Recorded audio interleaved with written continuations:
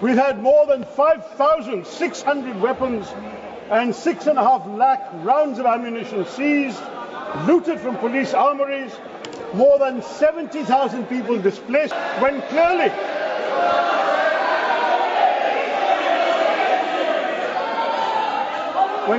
those responsible for maintaining law and order has been one of national security, has been one of law and order maintenance, has been one of basic decency for the people suffering the torment.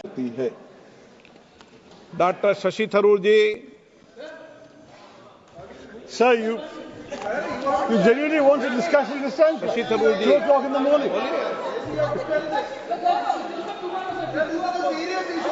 Okay.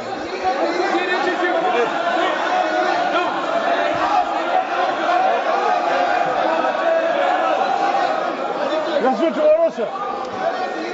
So let's do it tomorrow morning. आप शशि थरूर जी बोलना चाहते हैं? Sir हम बोलेंगे, लेकिन तो बोलिए 2 बजे कर रहे हैं.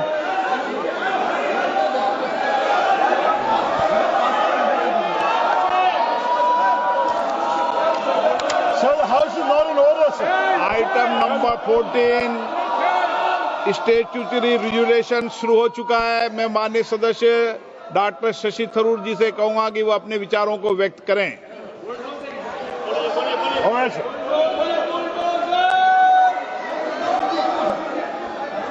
Thank you, Mr. Speaker. Well, I must say I'm sorely tempted at this very late hour. I'm sorely tempted at this very late hour, sir, to say that better late than never and just let the bill pass. But I think some home truths must be told. We've all witnessed the horrors of Manipur, a slow-burning horror once the unrest began in May of 2023, which is continuing now 21 months before the President's rule was actually declared.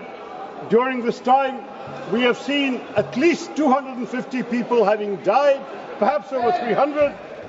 We've had more than 5,600 weapons and 6.5 lakh rounds of ammunition seized, looted from police armories, more than 70,000 people displaced, 1 lakh affected, and thousands still forced to live in relief camps.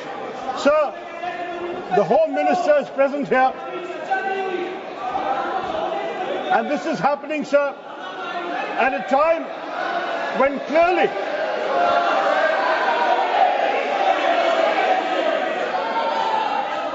clearly those responsible for maintaining law and order have not done their job. The issue of national security has been before this House, sir. And the fact that when we found all these tragedies happening, no decisive action was taken for almost 2 years. My party called repeatedly for an earlier imposition of President's rule. That did not happen. And I'm very sorry to see that it was only when the Chief Minister resigned on the 9th of February, the State Assembly had to reconvene by the 12th, but even though Article 174(1) of the Constitution requires it, it was not possible to convene the State Assembly. The Congress Party in Manipur had prepared a no-confidence resolution.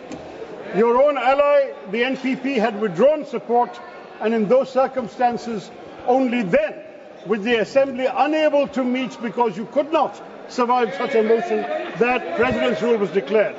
This, sir, is a very painful development, and to cite the failure of constitutional machinery in the state over the Assembly's inability to meet, when the real failure has been one of national security, has been one of law and order maintenance, has been one of basic decency for the people suffering the torment of violence in that state for almost 2 years. This, sir, remains a blot on the conscience of the nation. Today now, this is the 11th instance that we will be approving President's rule in Manipur, which is a record, sir, the highest of any Indian state in the last 77 years. No state has had to go under President's rule for 11 times, as Manipur has done. Now, sir, this is a very serious moment in our own country's history and in the history of Manipur. Decision-making power has been shifted from locally elected representatives to the central government and the governor appointed by the central government. And that is a very onerous responsibility at a time when sadly our own Prime Minister has not gone to listen to the pain and trauma of the suffering people. Even the Supreme Court has sent a delegation 2 weeks ago. They have visited, they have seen the conditions of the people there, and we would urge that this omission be rectified as soon as possible. In addition to that, sir, we really have to look at what President's rule means in practice for the people of Manipur. They've suffered a long history of insurgency. There have been various armed groups running amok, demanding autonomy, independence, God knows what else. They're often operating outside the law. Governance and law enforcement have been pretty much non-existent under the previous, now departed government. And at the same time, as a result of this condition, infrastructure development has been hampered, economic growth has suffered, and integration with the rest of the country has been largely absent, sir.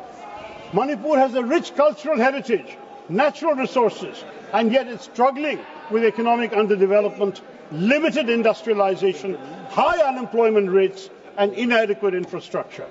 On top of that, the biggest crisis we're facing today, sir, is that there has been an erosion of public trust in the state of India, the state of Manipur, and its institutions. And that legitimacy has to be regained during this period of President's rule. On top of that, we are seeing the state facing severe challenges from illegal immigration and drug trafficking, exacerbating the social and economic conditions I've mentioned. There has been, sadly, a situation where in 2023, a prominent Manipuri woman police officer resigned from the force, blaming the Chief Minister and the government for actually interfering in drug investigations and sheltering drug lords. This has been an absolute shame for the nation, sir. Now, in these circumstances, what do we want, Mr. Speaker? We would like to see President's rule seen as an opportunity to heal the state. It has to be an opportunity to foster dialogue amongst communities, to promote economic development, to ensure accountability in governance, and to respect constitutional values that have been cast to the winds over the last 2 years. It's essential now to restore the infrastructural power of the state. The state needs to restore its credibility. And here, President's rule is a necessary but not sufficient condition. It is necessary, yes, but at the same time, it has to be conducted responsibly by the governor in order to ensure normalcy is restored and that constitutional order once again means something in Manipur. We now have 288 companies of Central Armed Police Forces, 150 battalions of the Indian Army and the Assam Rifles. They can deal with the violent conflict and the insurgency, but at the same time we must be painfully conscious, sir, that when we devote such substantial resources to counterinsurgency operations, to law and order enforcement, we are diverting funds and attention from development projects, essential services like education and healthcare that the people of Manipur desperately need. Violent conflict primarily stems from a legitimacy crisis. And it's not the other way around, sir. It's the fact that the state has lost legitimacy that permits violence to run rampant. And the challenge now is to build legitimacy for the state. Create once again faith in the institutions. That's what the governor will have to do. And at the same time, end the insurgency and restore social order, peace and stability. And then the challenge for the government, and I'm sure the Home Minister will have to agree with us on this, must be to promote dialogue. Promote dialogue amongst communities that have been at war with each other, that have been alienated from each other. Promote inclusive policies that erase the divides in Manipur society. This, sir, is the task confronting us. If President's rule is to be used for any good purpose, this is the only purpose that it must serve. We have to come back again within 6 months to actually once again renew this proclamation.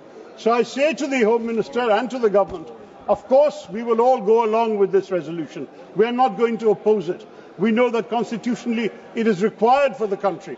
But we hope that the government will go in with a larger vision of how President's rule can be used to restore faith in the institutions of our state, the legitimacy of the people the legitimacy of the state of India in the eyes of the people of Manipur, and that in this process, sir, we will be able to restore constitutional order, social order, and peace and healing to the people who have suffered such terrible anguish.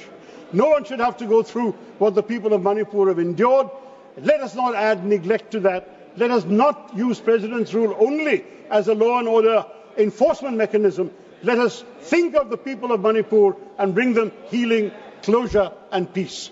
With these words, my party will support this proclamation. Thank you, Mr. Speaker. Lalji Verma. ಹೆಚ್ಚಿನ ವಿಡಿಯೋಗಳಿಗೆ ಪ್ರತಿಧ್ವನಿ YouTube channel subscribe ಮಾಡಿ, bell icon click ಮಾಡಿ.